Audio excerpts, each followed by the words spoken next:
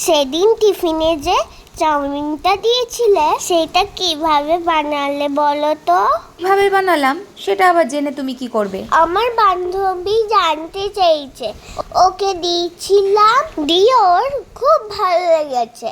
ওই চাউমিনটা বানানো তো খুবই ইজি, জানো গিনিসো না, যখন আমি ছোট ছিলাম তখন আমার মাও আমাকে এইভাবে চাউমিন বানিয়ে দিত। তুমি যে বললো চাউমিন আনহেলদি, তাহলে তুমিও টিফিনে চাউমিন নিয়ে যেতে?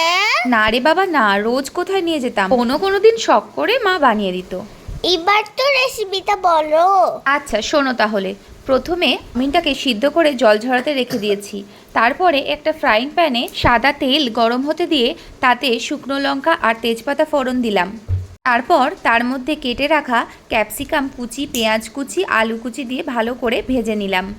আলু পেঁয়াজটা ভাজা হয়ে গেলে একটু তার মধ্যে লবণ ছিটিয়ে দিয়ে একটা সাইড করে তার মধ্যে কেটে রাখা টমেটো কুচি আর দুটো ডিম ভালো করে দিয়ে ভেজে নেব।